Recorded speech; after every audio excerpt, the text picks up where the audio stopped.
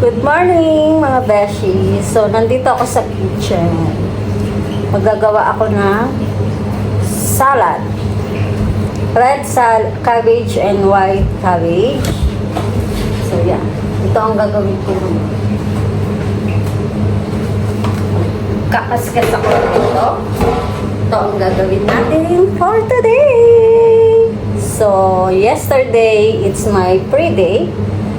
So, wala kami lahat. White cabbage, red cabbage, and then gagawa ko ng garlic mayo and yogurt. Yun ang gagawin ko for today. So, ganito ang trabaho ni Beshi dito. So, yun. Let's start na. Bago pa dumating ang lahat ng mga pa-epal dito sa mundo. Yun lang. So, eto siya. Tinatanggal ko muna to na pinakaibaw. Tapos, kagat-garin natin siya na ganire. Yan. Pasensya na kung medyo maingay. So, bago itong pang-ano namin ng salad, so, be careful. Dahan-dahan kung ayaw mong mahiwa ang iyong daliri. Maraming beses na rin akong nahihiwa rin mga beshi. Mainit ngayon. Nakapagpalit na ako ng oil para dun sa pritesa. Actually, dapat bukas pa yung ginawa ko na ngayon. Kasi maitim na rin. Hindi siya maitim. Kumbaga, 2 days pa lang siya. Pang 3 days niya yata ngayon. And then, ano na siya, tawag nito? Madumi na, marami ng parang mug ba, yung gano'n. So, ganito ang trabaho ni Beshi. Everyday, mga Beshi. Mahirap kumita ng pera. Hindi ganun kadali. Kaya siguro masakit yung mga ganiri ko. Gawa ng ito. Pero kahapon pre-day ko isang araw. Pero yung isang araw hindi naman ako gumawa ng salad. Ay hindi, panggabi ako ng isang araw. So ganito siya. Nagagad siya na.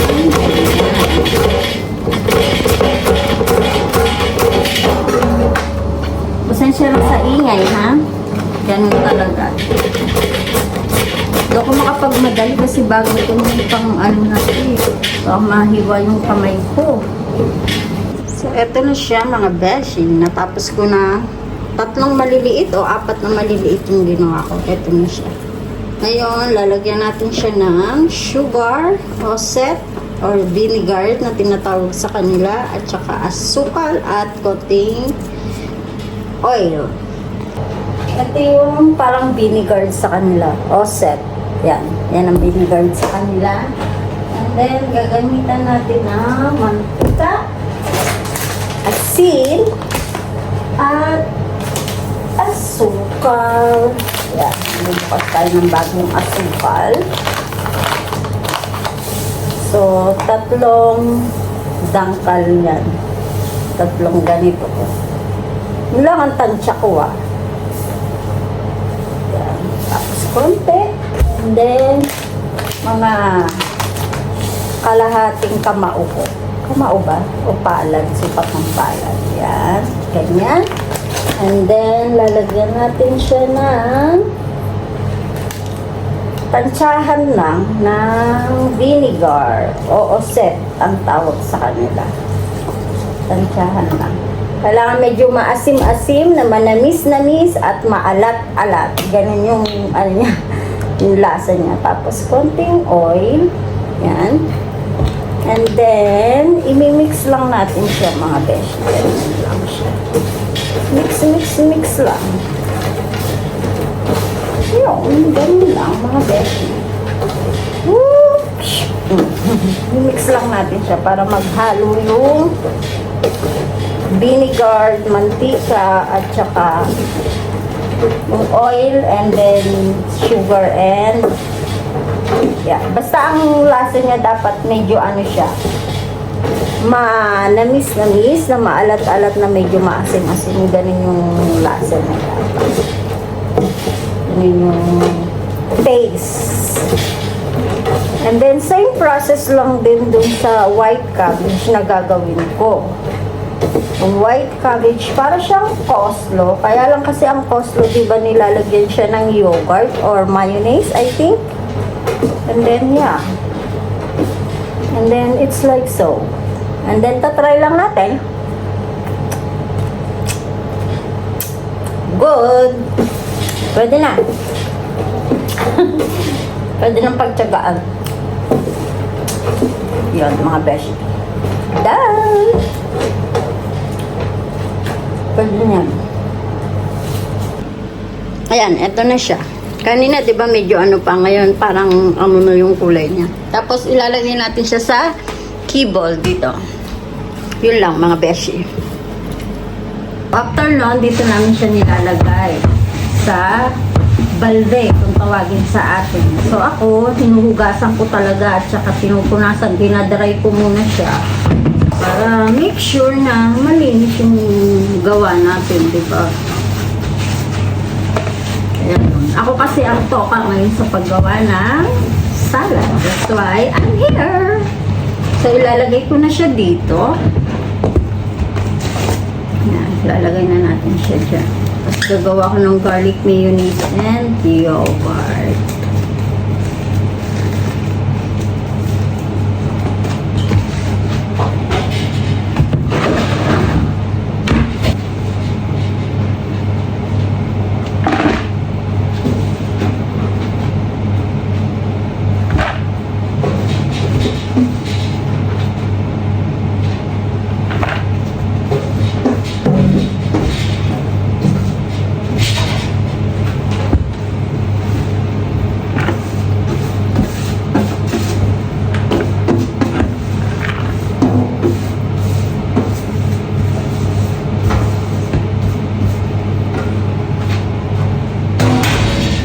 Yan.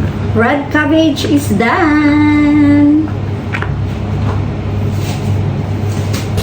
So, white cabbage naman ang ating gagawin. Ta! Sumasakit yung mga balikat ko pag diwan. Pag mag-iwan. Sakit sa balikat. Okay natin siya ng apat. Apat.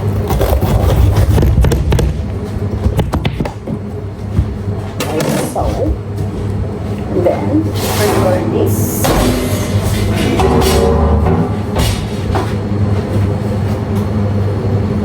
And this one.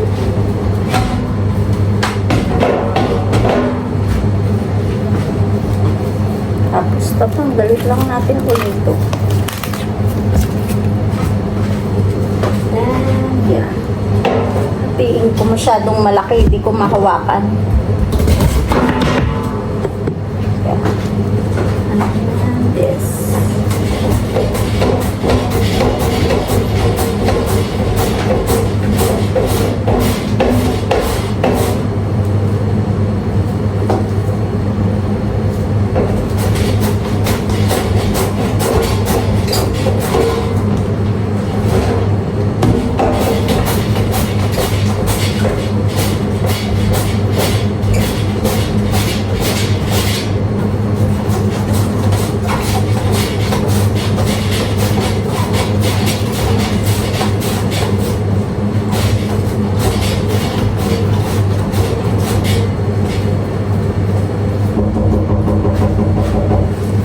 Kumakatok, may delivery siguro kami ng salad ngayon.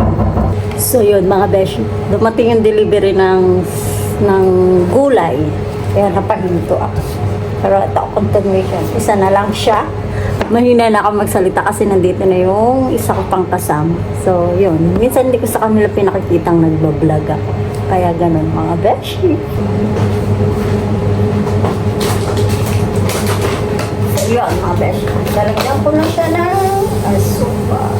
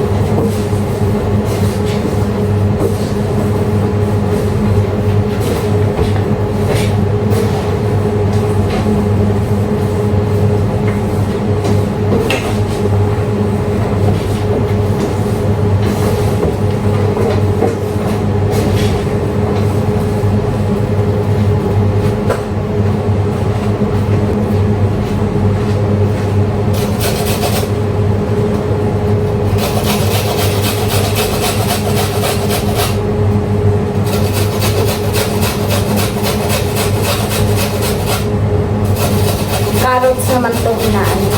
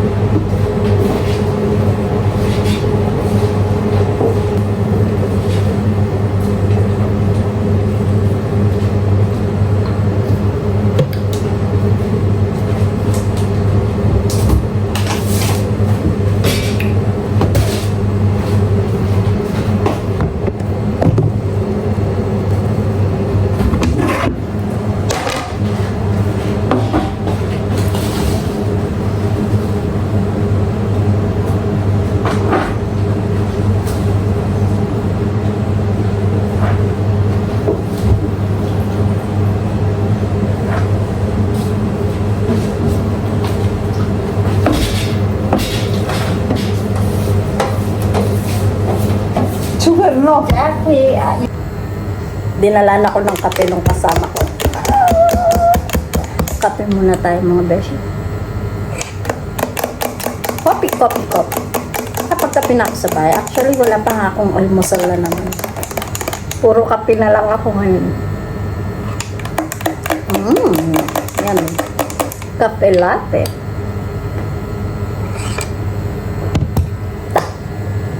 Ready na ang aking white cabbage and red cabbage.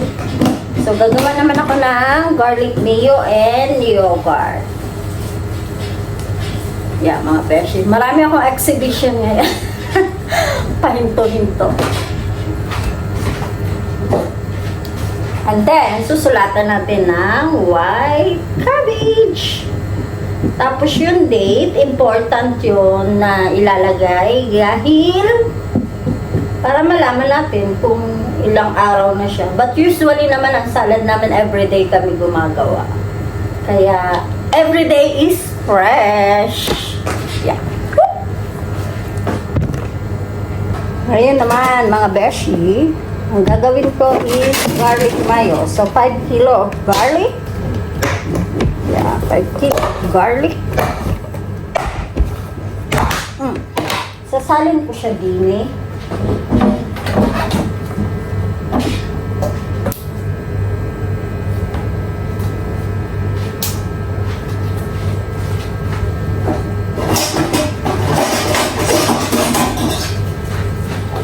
Sasalin natin siya din eh.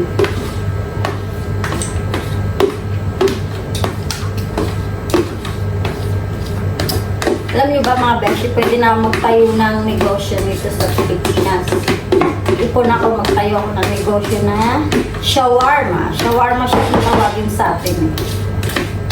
Shawarma. Sisingutin natin dahil sayang. Oo, shawarma. Marami na rin ganitong ano sa atin, shawarma.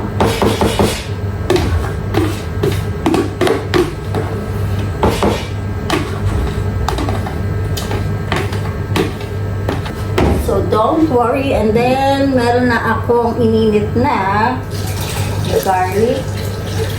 Ilalagay lang natin siya. Then,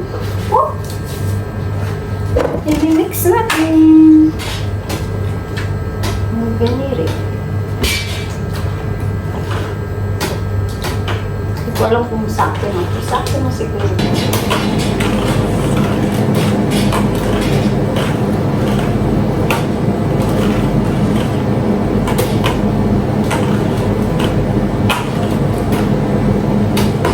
Garlic mayonnaise, it's done! So, ngayon naman ang gagawin ko is yogurt. So, ito ang nilalagay namin sa yogurt. Tansyahan lang din, mga beshi. Yeah. Paribi kung tawagan sa kanila. Ewan ko ano sa atin. Parang oregano. Tapos itong copper. Copper o copper.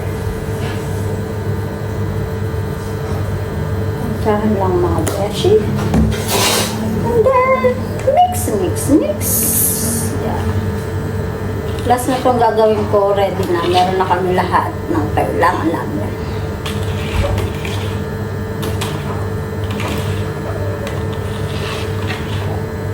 So, yun lang mga beshi for today.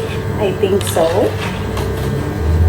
So, yeah, pang umaga ako today. Minsan magbablog din ako ng panggabi ako. Kung ano naman yung ginagawa namin sa gabi. Usually sa pagpanggabi ka naka-duty, tawag nito, nagbebenta ka na lang talaga. As yun lang, pag naubusan ng kamatis o pipino, hiwa, ganun. Pero same lang, mapang umaga mapanggabi, pagka maraming tao is nakakapagod. Ganun talaga. Wala namang kumikita ng pera nang hindi nakakapagod, di ba? Pero after ko nito, yeah, may alaga na naman ako. Inimit ko na naman tawag nito si Tio. Pero hindi ko alam kung i-vlog ko pa yon. Pero for today, hanggang dito na lang muna tayo mga beshi. Dahil hindi ko lang alam. I'm not sure kung makakapag-vlog ako mamaya. Pagka Dobrerano. Dobrerano. Kasama ko.